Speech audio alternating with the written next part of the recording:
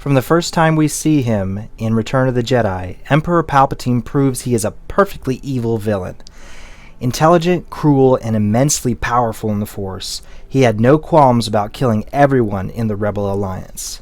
Palpatine introduced us to the destructive power of the dark side, especially with Force lightning. He really embodied the evil sorcerer that was one step ahead of everyone and wanted to lure our Jedi hero to the dark side.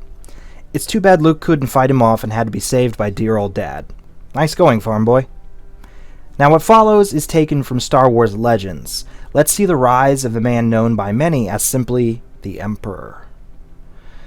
Sheev Palpatine was born on Naboo in 82 BBY to the aristocratic House Palpatine. When he was 17 years old, he met a Muun named Higud Namask, who was, in reality, Darth Plagueis. Through Plagueis' manipulation, Palpatine killed his father, mother, and brother. Plagueis accepted him as his Sith apprentice. Palpatine studied tirelessly and would be tortured and tested by Plagueis until he mastered a particular skill or force technique. During this time, he also began to be more involved in politics on Naboo.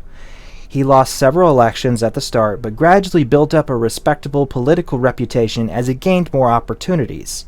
In 52 BBY, when Palpatine was 30 years old, he became the senator for Naboo. He would serve well in this position while using his connections to further the Sith agenda of the return of the Sith. During this time, he was given a baby Zabrak named Maul by a night sister of Dathomir. He raised and trained the child with the same harshness that he experienced as a Sith apprentice. Though he even gave Maul the title of Darth, the young Zabrak was only ever meant to be an assassin and not a true apprentice. I think this explains a lot of why Maul turned out so savage. He was always in the shadows, whereas Palpatine was with people he manipulated every day, including the Jedi.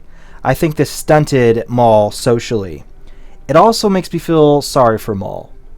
Almost. He's still like a genocidal crazy guy with a double-bladed lightsaber. Alright, let's get back to Palpatine. 20 years later, in 32 BBY, the events of the Phantom Menace took place and Palpatine became Supreme Chancellor of the Republic. That night, before the election, was when Palpatine realized it was time to fulfill the Rule of Two that Darth Bane had started a millennium before. There shall be only two Sith, a master and an apprentice, one with the power and the other to crave that same power. No longer needing him, Palpatine killed Darth Plagueis with Force lightning and became the master of the Sith. It was time for him to start looking for a true apprentice of his own. Through guile and manipulation, Palpatine had a massive clone army made for the Republic without their knowledge, since it was paid for out of the holdings of the recently deceased Darth Plagueis.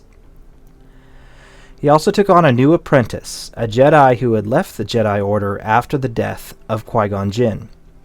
His name was Count Dooku, but he took on the name Darth Tyrannus when doing Sith business. The Clone Wars began in 22 BBY under the leadership of Count Dooku. Dozens of worlds were embroiled in the conflict until the Clone Wars ended. In 19 BBY, the culmination of all the long years of the Sith, and Palpatine in particular, came to fruition. In the Battle of Coruscant, Anakin dueled and killed Count Dooku. In the days afterward, Palpatine successfully seduced Anakin Skywalker to the dark side of the Force, naming him Darth Vader. This led to the pre-planned Jedi Purge, where the clones all around the galaxy turned on the Jedi, leaving only a few survivors. The Separatist leaders were murdered by Darth Vader. Palpatine declared himself Emperor, and the Senate acceptance vote was unanimous, either by fear or by actual agreement. The Jedi were nearly extinct, and Sheev Palpatine was now the lifelong ruler of the Galactic Empire. It was a good day to be Darth Sidious. Okay, Star Warriors, that's it for today's video. Be sure to force punch that like button and subscribe. Please leave your thoughts and questions in the comments below, and I'll do my best to answer them as soon as I can.